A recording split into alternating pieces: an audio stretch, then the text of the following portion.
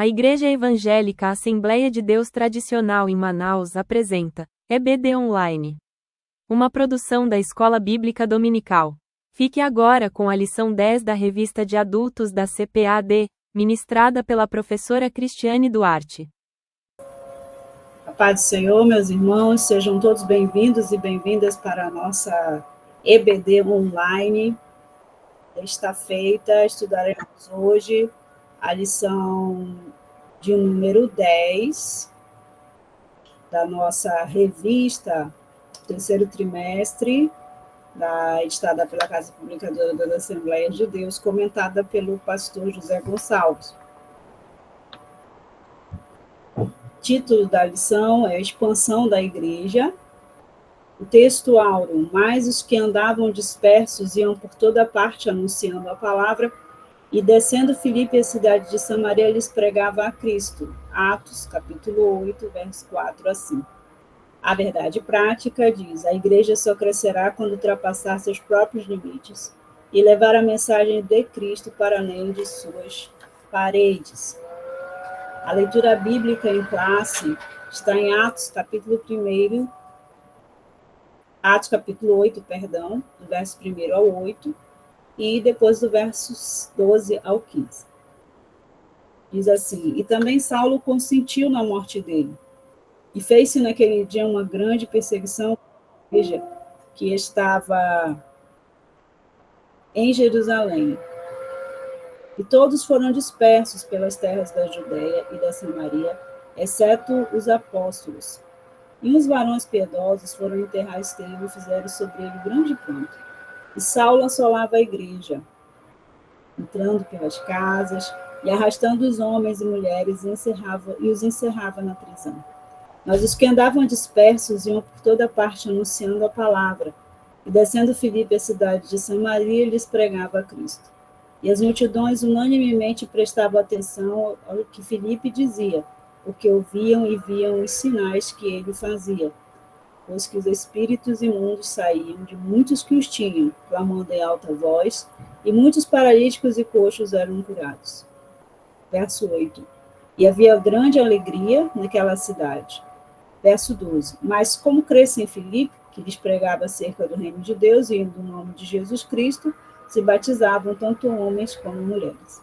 E creu até o próprio Simão, sendo batizado, ficou de contínuo com Filipe, e vendo os sinais e as grandes maravilhas que se faziam, estavam atônitos. Os apóstolos, pois, que estavam em Jerusalém, ouvindo que a Samaria recebera a palavra de Deus, enviaram para lá Pedro e João,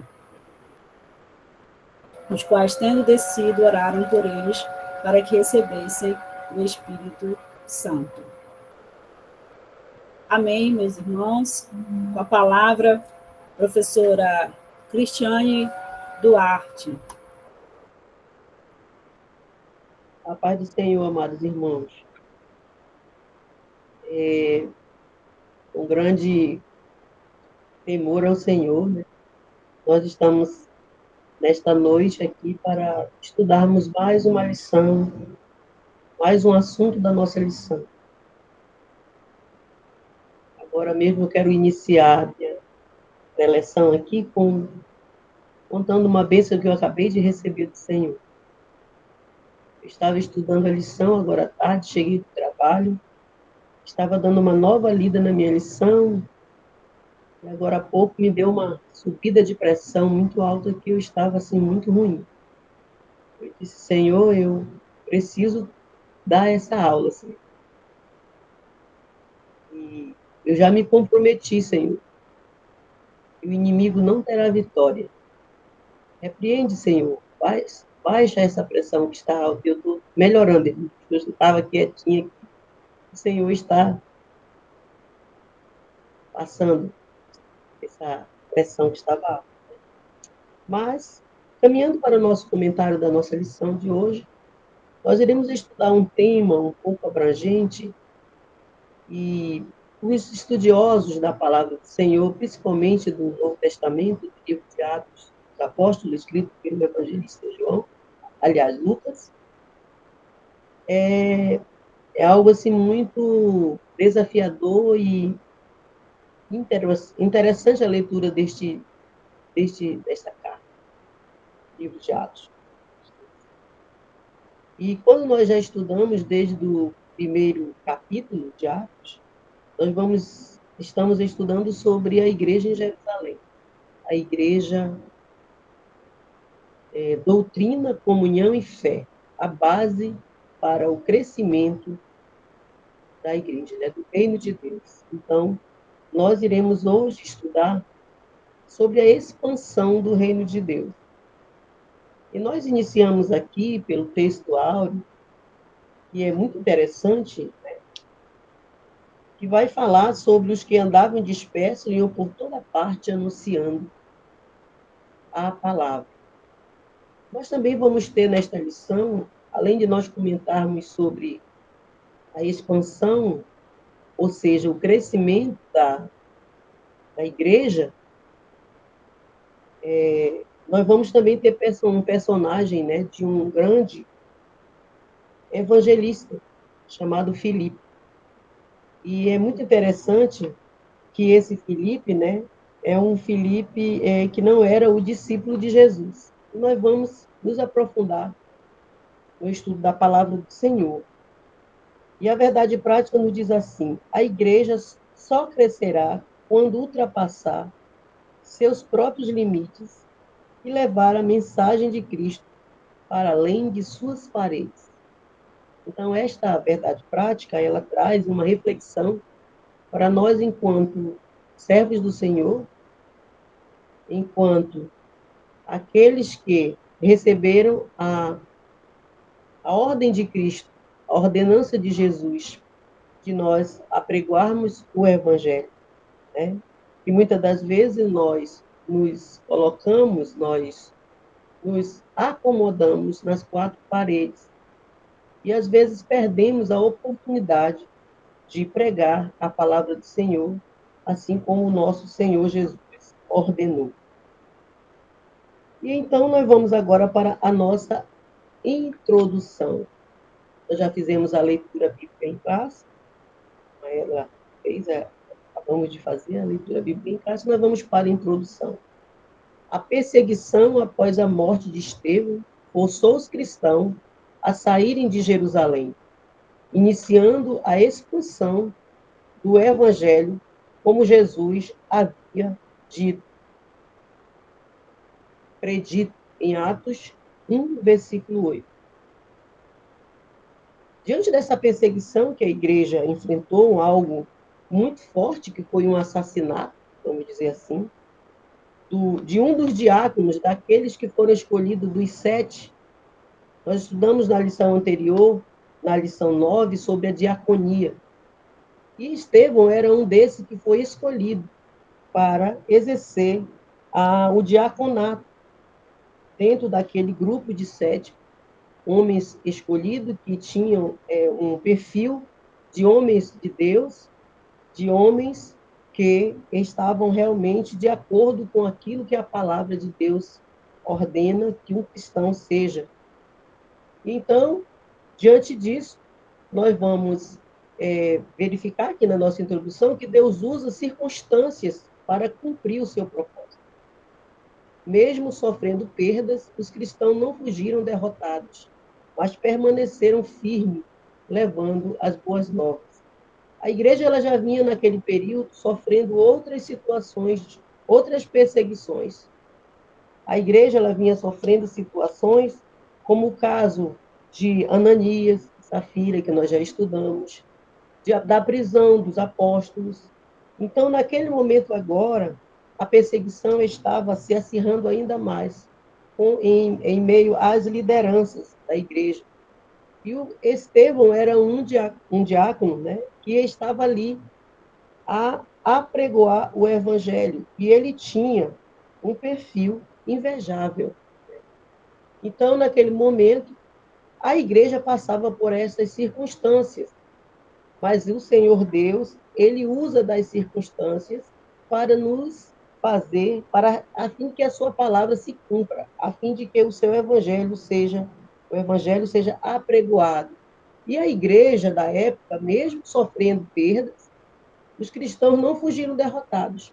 Eu acredito que se fosse nos dias de hoje, na situação de que aconteceu aquele martírio com o diácono Estevão, muitos teriam corrido, teriam ido se esconder, mas a igreja daquela época não, estavam totalmente movidos pelo Espírito Santo, e cientes e convencidos e crentes que Jesus, a vinda do Senhor Jesus aqui na terra, naquele propósito de salvação, eles estavam cientes e eles estavam certos de que Jesus é o caminho, a verdade e a vida.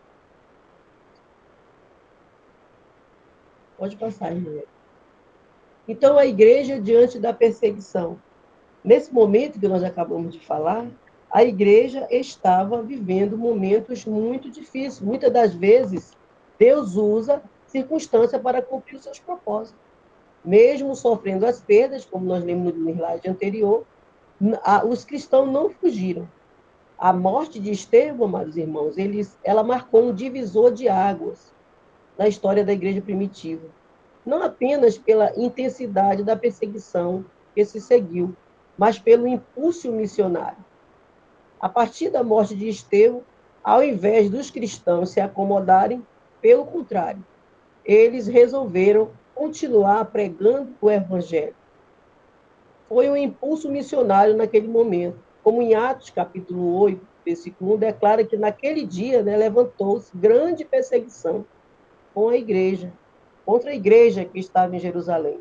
E isso resultou a dispersão dos crentes para as regiões da Judéia e Samaria. E o que naquele momento poderia parecer um revés, foi, na verdade, o cumprimento do mandato de Jesus. Como Jesus disse, em Jerusalém, em toda a Judéia e Samaria e até os confins da terra. Essa dispersão não significou o silêncio do povo de Deus daquela época, dos crentes daquela época. Pois em Atos 8:4 afirma que os que foram dispersos iam por toda parte pregando a palavra do Senhor. Então, a providência divina transformou aquele martírio que aconteceu com o diácono, Estevão, em oportunidade missionária. Então, é maravilhoso quando nós atentamos para este detalhe, que ao invés da igreja se acomodar com a perseguição, foi de incentivo para que eles continuassem na sua missão de pregar a palavra do Senhor. Porque Jesus, eles estavam cientes, amados irmãos, que Jesus já tinha alertado deles, que eles sofreriam perseguição, que viria perseguição, mas que elas seriam plataformas para o testemunho do Evangelho, como foi de fato, aconteceu. Então, a igreja continuou, diante da perseguição, embora perseguida, mas não fragmentada. Após a morte de Estevão, os cristãos foram dispersos pela Judéia e Samaria, exceto os apóstolos. Os cristãos, os membros da igreja, vamos dizer assim, foram dispersos. Porém, os apóstolos permaneceram em Jerusalém para fortalecer a igreja. A perseguição que antes focava os líderes, agora se intensificava contra os crentes, como está em Atos, capítulo 4, versículo 5, que antes focava nos líderes. Agora, nesse momento, se intensificava contra todos os crentes. Mas, porém, a igreja não se desorganizou, nem se fragmentou. Permaneceu forte e unida. Ela não mudou o seu propósito diante da perseguição. Ela continuou no seu propósito. A grande perseguição que se levantou contra a igreja em Jerusalém após a morte de Estevão, conforme descrito em Atos capítulo 8, versículo, não resultou realmente nenhuma fragmentação doutrinária, ou seja, os irmãos não abandonaram a igreja, não abandonaram o seu propósito, não abandonaram a sua missão, mas sim firmaram o seu propósito numa expansão estratégica. O texto afirma que todos, exceto os apóstolos, foram dispersos pelas regiões da Judéia e da Samaria. E a perseguição, nesse momento, acontece desse momento que a igreja estava vivendo, a da perseguição, era um momento de luto. A gente observa que a igreja estava em luto, aqui o comentarista, ele deixa isso aqui bem evidente, né? Que a igreja estava de luto. E após a morte, né, após Estevão ter sido morto, surgiram homens piedosos que sepultaram Estevão e fizeram a igreja, os cristãos daquela época prantearam, né? Prantearam, choraram a perda do irmão Estevão. Né? O termo pranto significa, né, no grego, utilizado para pranto, indica choro, lamentação. Então, a igreja pranteou, a igreja chorou e viveu o luto da perda do irmão Estevão naquele momento.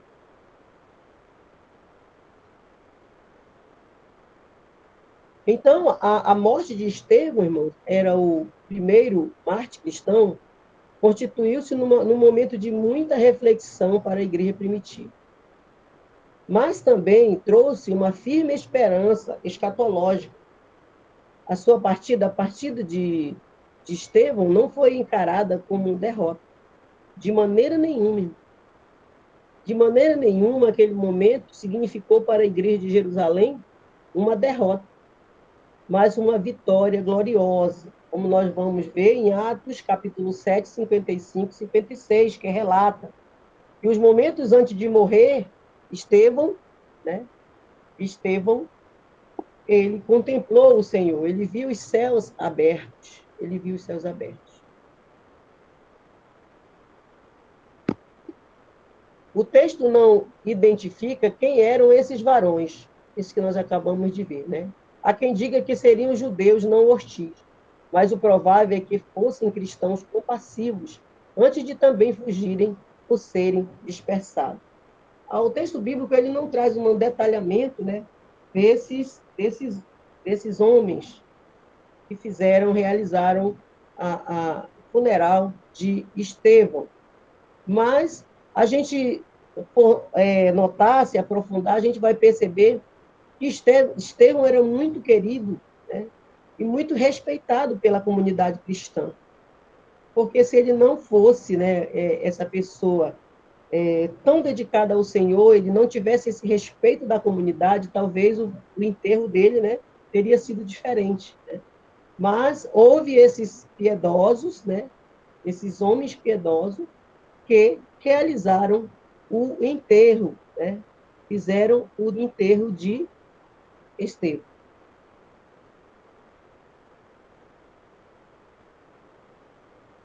A igreja diante da perseguição. A igreja estava vivendo um momento de perseguição, amados irmãos, mas a igreja não se lamentava profundamente a morte de Estevão. Mas o texto não mostra desespero, desmotivação ou paralisia pela tristeza. Porque esses cristãos, eles não eram medrosos. Uma vez que eles foram revestidos do Espírito Santo, eles estavam conscientes, né, da sua fé. Por isso, eles não se desmotivaram. Não houve uma paralisia. Nós vamos agora ficar tristes porque o irmão Estevão faleceu. De maneira nenhuma. Eles continuaram na sua fé e no seu propósito, numa visão que cela a fidelidade deles a Deus, uma provação celestial da sua missão, uma visão que essa revelação ecoa as palavras de Jesus, né, nesse momento, em Lucas 22, 69, onde ele declara, né, que que no momento que Estevão viu, né, declarou que ele viu Jesus, né, e aí ele nos leva a refletir sobre o Lucas 22, 69, que o nosso Senhor diz, né, que ele estaria à direita do Todo-Poderoso, mesmo diante daquele momento de violência que Estevão viveu. A igreja não estava desesperada, porque naquele momento eles tinham perdido um de seus membros queridos, havia sido morto, trazendo consequência para todos. Né? Naquele momento, o impacto emocional, talvez, da igreja, né, dos membros da igreja, foi muito forte, porque a situação de que foi morto Estevão, né, Foi algo assim muito chocante para o momento. No entanto, isso não impediu, não impediu o testemunho da igreja.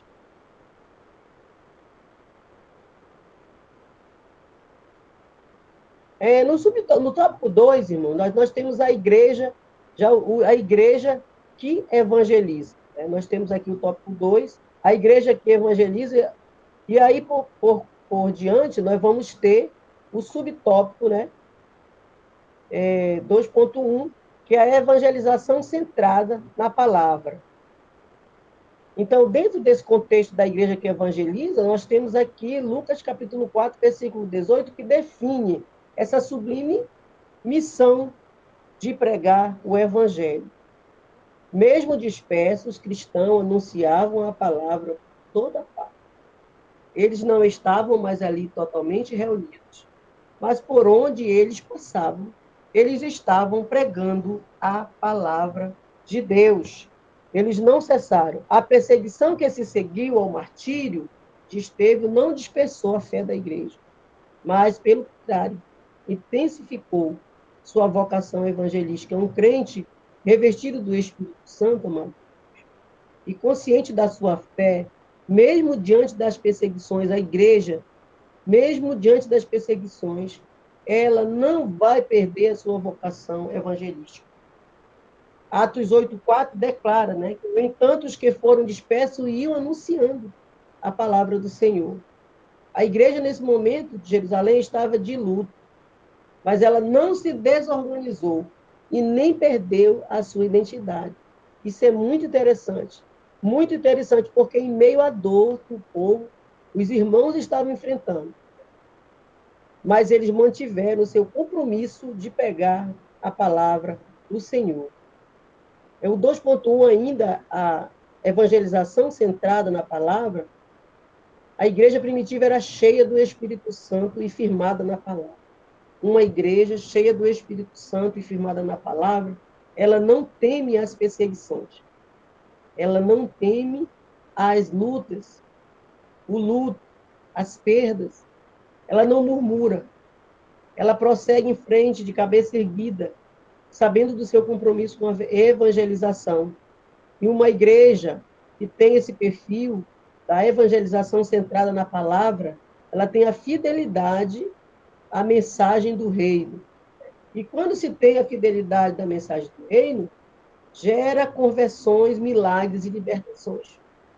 Uma vez que a igreja está alicerçada na palavra e que a evangelização não está alicerçada, não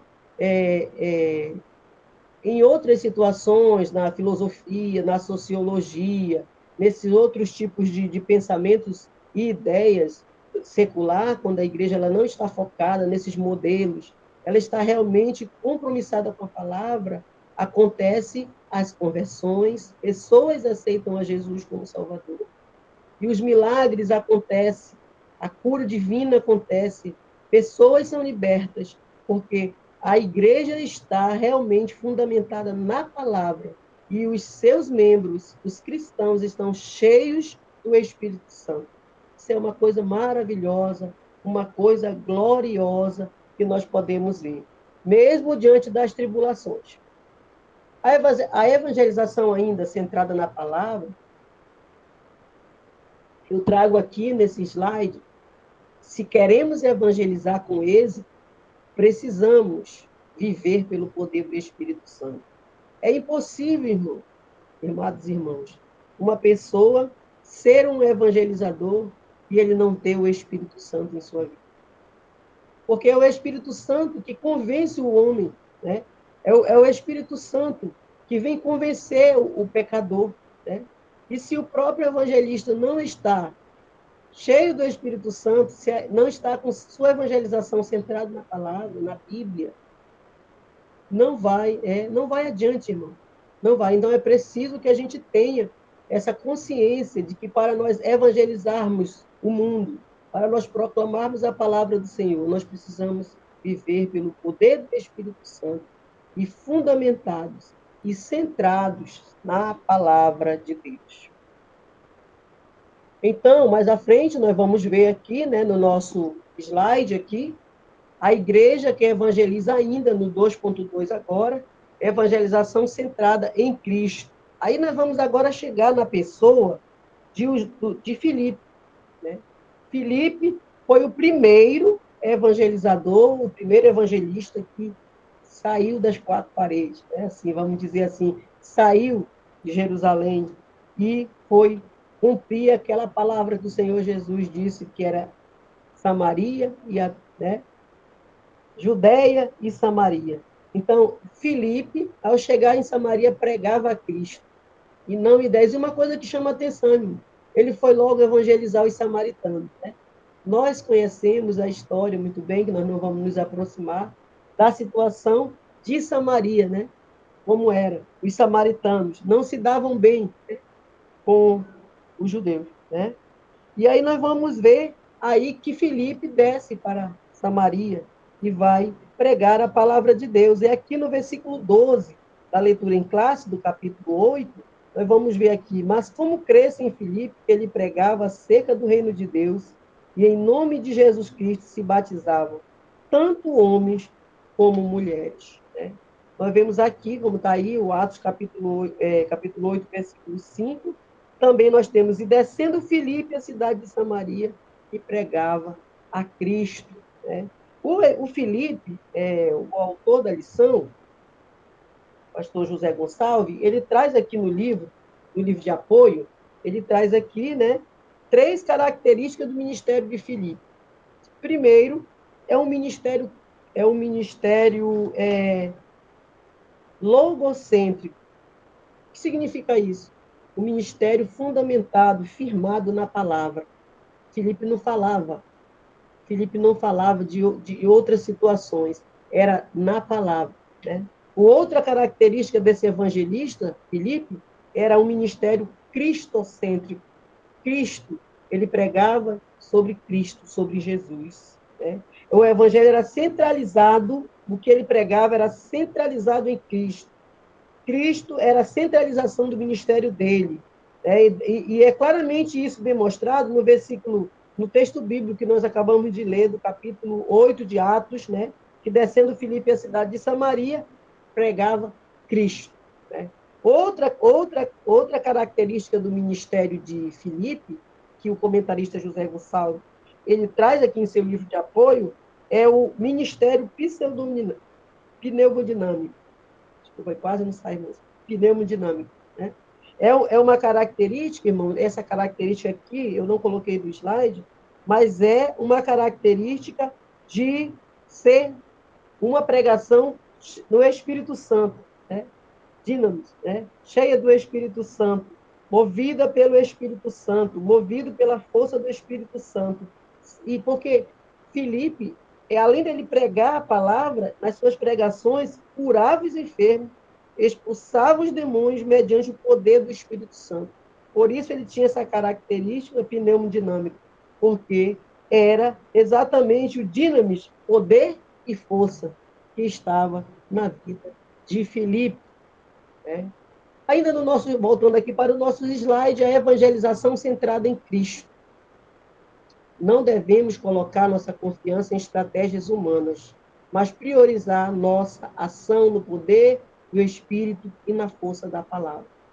Eu sempre digo na minha classe de escola dominical que a minha formação, o meu conhecimento pedagógico, outras situações que eu tenha formação, não vai interferir diretamente, nós vamos apenas aproveitar, né, organizar uma boa aula, organizar um bom slide, organizar outras coisas, mas nunca eu posso modificar o meu pensamento pedagógico, o meu pensamento de ideias seculares na palavra.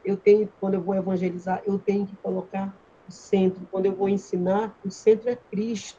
Né? Não devemos também colocar nossa confiança em estratégias humanas. As minhas estratégias, elas podem contribuir, mas elas não podem ser prioridade, porque a prioridade é a ação no poder do Espírito e na força da palavra. Então, nós precisamos ter esta consciência que muitas das vezes a gente traz coisas trazemos estratégias e estratégias, mas nós sabemos que a estratégia mesmo é o Espírito Santo. É o Espírito Santo em nossas vidas, para que nós possamos, assim, evangelizar de maneira gloriosa, do jeito que o Senhor quer, da maneira que Ele quer, porque Ele é o dono de todas as coisas, Ele é o centro da nossa pregação, Jesus Cristo, por sua morte na cruz do Calvário.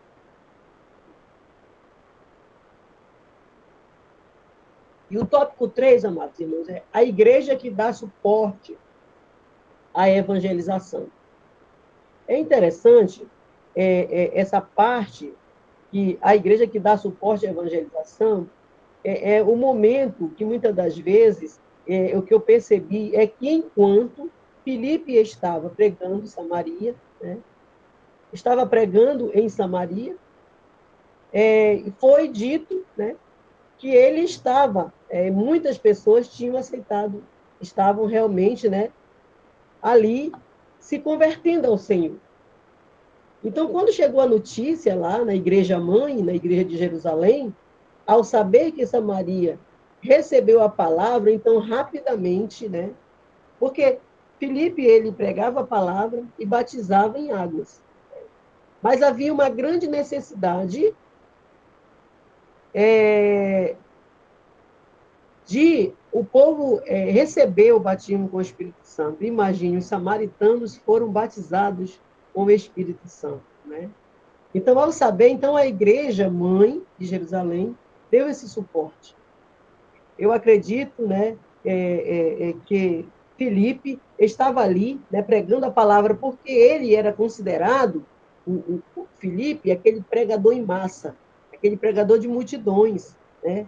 E eu analisando, pensando nesse propósito que Filipe era um pregador em massa, ele realmente hoje nós vimos muito, quando eu era adolescente, jovem, eu ouvia muito de pregadores em massa, como Bernardo Johnson, né, e outros pregadores, Gilvan Rodrigues, né, que na época pregava, pregadores Mocerulli, os grandes pregadores em massa, né, e Filipe era um desses. Né? E aí houve a necessidade de que a igreja desse esse suporte. Né? E muitas das vezes esse suporte que nós trazemos hoje para a nossa, vamos dizer assim, pode também ser, além, a igreja deu suporte para Filipe. A igreja é narrado no capítulo 8 sobre a ida dos dois apóstolos, né? De Pedro e João, que foram de perto acompanhar o trabalho da evangelização em Samaria. Né? E muitas das vezes nós podemos perceber que as missões que nós realizamos, elas podem ser de várias maneiras que a igreja pode dar suporte.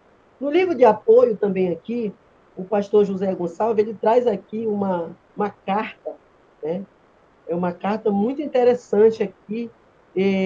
Aquele irmão que tiver o livro de apoio pode ver, né, que sobre o texto, essa carta de Daniel Berg para o pastor escandinavo, aonde ele agradece esse apoio. Não basta somente enviar, não basta mandar missionários, vão pregar, né, sem que haja esse suporte. Porque muitas das vezes as pessoas vão, né, evangelizar, mas eles precisam desse apoio, da oração. Muitas das vezes, aqui o Daniel Berg, nessa carta, ele agradece esse suporte. Ele diz assim no textozinho que foi extraído, né? Acabo de receber uma carta do irmão com um cheque, e aí colocou. Então, às vezes, o suporte pode ser também um suporte econômico, financeiro, para aquele irmão que está disposto a sair das quatro paredes e pregar a palavra do Senhor. Então, a igreja de Jerusalém dava suporte e completo apoio ao trabalho que era feito fora de seus muros. Quando a igreja de hoje, quando nós, como igreja, temos essa característica de ajudarmos os missionários, de contribuirmos, de ofertarmos, de orarmos, e a igreja que envia esses missionários dá o suporte para que esses irmãos que estão longe, pregando a palavra, que se dispõem a descer para Samaria, né? É interessante, é muito importante esse apoio da igreja. A igreja que dá suporte à evangelização é a igreja também que discipula. Os apóstolos, eles oraram para que os crentes em Samaria recebessem o Espírito Santo. Havia uma necessidade, né, de que esses irmãos recebessem o Espírito Santo. Isso era algo muito interessante que eles precisavam receber, né? Porque esse envio apostólico não tem um caráter corretivo, mas expressa um gesto de confirmação, eu anotei aqui, cuidado e acompanhamento pastoral, né? É isso que a igreja, quando envia, tem que fazer com os seus missionários. Os apóstolos eles demonstravam a evangelização que não era uma tarefa isolada ou desarticulada da igreja.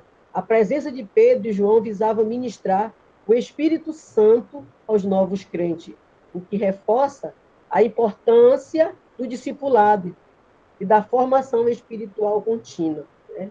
É importante, fazia parte da doutrina dos apóstolos o ensino sobre a iniciação cristã. Graças a Deus que a nossa igreja, né, nós temos esse pensamento, né? A direção, o ministério da nossa igreja em realizar o discipulado, porque é interessante, é importante que esse irmão que aceita Jesus, ele tenha esse acompanhamento, para que ele tenha uma formação espiritual contínua. A igreja primitiva, irmãos, mesmo perseguida, ela tinha esse pensamento, porque eles mantinham a coesão, né, da doutrina comum e o zelo. Eles tinham zelo, a unidade da fé.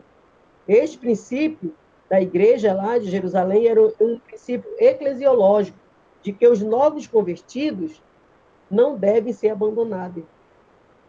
Às vezes, um dia desse eu conversava, né, que às vezes tem esses evangelismo em massa, aí às vezes os cantores, eles pregam, aí fazem aquelas ministração, 70, 80, 100 pessoas aceitam a Jesus. E muitas das vezes aquelas pessoas, elas ficam sem direção, elas ficam sem o discipulado. Mas é importante não abandonarmos os novos convertidos, né? Mas acompanharmos para que eles sejam fortalecidos, né? Então, isso é um paradigma para a missão cristã ao longo da história. O Paulo afirmou, né, irmãos, posteriormente, quem é fraco, que eu também não seja. Né? Quem é fraco, que também não seja. O apóstolo Paulo, ele citou isso, né? Quem se escandaliza que eu não me inflame? Né? Não trata-se, por de uma igreja missionária, ao mesmo tempo, pastoralmente, comprometida com o crescimento equilibrado dos que recebem a fé. Então, aqui, sem o recebimento do Espírito, o discipulado está incompleto. Eu acredito assim, eu tenho uma convicção pessoal, algo assim, pessoal, de que o novo convertido, ele é discipulado e depois ele é orientado a receber o batismo com o Espírito Santo, para poder a obra ser completa na vida daquela pessoa. Porque Filipe conduziu os samaritanos à fé e ao batismo em água. Batismo em água. Os apóstolos, Pedro e João, foram enviados para que eles recebessem o Espírito Santo. Então, quando os irmãos samaritanos, os crentes, né, vamos dizer assim, samaritanos, estavam ali, fundamentados na palavra, já tinha acontecido, né? Filipe já tinha feito a questão do discipulado, e agora eles já tinham sido batizados em águas, agora vem para completar, né, conclusão do discipulado, o batismo com o Espírito Santo, recebimento do Espírito Santo. É muito bom isso, né, porque a descida do Espírito Santo sobre os samaritanos, irmão, constituiu um marco decisivo na narrativa lucana, né, pois representa, anotei aqui, uma espécie de Pentecoste samaritano, ampliando a experiência inaugural. Tal evento não apenas reafirma a continuidade do plano redentor divino, mas também da universalidade do dom do Espírito Santo, conforme predito em Joel, né? E citado por Pedro: derramarei do meu Espírito sobre toda a carne, vossos filhos e vossas filhas, né? O versículo lá de Joel, né? E aí, ao receberem o Espírito Santo, os crentes judeus, né, e os samaritanos, são publicamente reconhecidos como membros legítimos da comunidade cristã. Então, aí, nesse momento, nós vamos compreender, amados irmãos, ainda sem chegar a esse slide, próximo slide, eu anotei aqui que essa concessão visível dos samaritanos receberem, os judeus samaritanos receberem o batismo com o Espírito Santo, aí confirmam a abrangência da nova aliança, superando as barreiras étnicas, históricas e religiosas, que naquele momento separavam os judeus dos samaritanos. Assim, o dom do Espírito Santo sela a inclusão plena, né, dos samaritanos na igreja, tornando patente que não há diferença essencial entre os diversos povos alcançados pelo Evangelho. Então, não há diferença. O Senhor Jesus, ele não faz acepção de pessoas. Então, aqui se concretiza, né? Então, seguindo em frente, vamos fechando por aqui, né? Que sem o recebimento do Espírito, o discipulado está incompleto. Essa visão da conversão cristã permanece atual. Devemos levar os novos convertidos, a fé para desfrutarem a experiência pentecostal. Eles precisam, os novos convertidos, eles precisam experimentar, porque sem o recebimento do Espírito, o discipulado está incompleto. Então, eles precisam experimentar, né, essa conclusão, o batismo e ter o Espírito Santo em suas vidas. Por isso, os apóstolos Pedro e João desceram também para Samaria, né? O Espírito Santo, irmãos, ele não é um detalhe na caminhada da fé cristã. Ele é o que torna o discipulado vivo, eficaz e verdadeiro. E aqui nós concluímos, né, que eu não coloquei no slide a conclusão, depois eu passo para esse último aí, que a perseguição fez o evangelho se espalhar rapidamente, revelando que a força da igreja estava no poder do Espírito Santo e na fidelidade à palavra e à cruz, né? Então, aqui a gente conclui o nosso estudo, né? E eu faço essa reflexão, amados irmãos. Aí, o que você tem feito em prol do projeto da expansão da igreja? Eu fiz essa reflexão comigo hoje, quando eu estava fechando esse slide. Eu disse, Senhor, o que eu tenho feito para a expansão do teu evangelho? O que eu tenho realmente feito para ti? E aí eu levo a reflexão a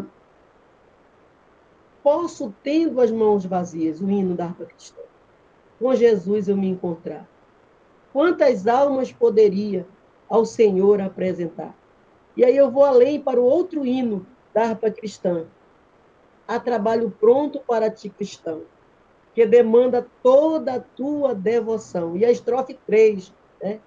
Pode ser humilde, mas se for para Deus, é contemplado lá dos altos céus. Então, que fica essa reflexão, amados irmãos, e eu espero ter alcançado, né? Nós temos alcançado os nossos objetivos da nossa lição, que foram apresentar como a perseguição contribuiu para a expansão da igreja primitiva, expor a centralidade de Cristo e da palavra de Deus na evangelização realizada pela igreja, e enfatizar o papel da igreja em apoiar e discipular os novos convertidos. Espero que nós tenhamos alcançado nossos objetivos e que o Senhor venha nos abençoar ricamente. E eu sou grata a Deus por essa oportunidade de estar aqui nesta noite, explanando essa lição com muita humildade. O Senhor sabe de todas as coisas, que eu busco muito entender a palavra do Senhor para que eu possa ministrar e ensinar de maneira correta. Eu agradeço a oportunidade em nome de Jesus. Amém. Muito obrigada, professora Cristiane. Que Deus continue usando e abençoando dessa forma.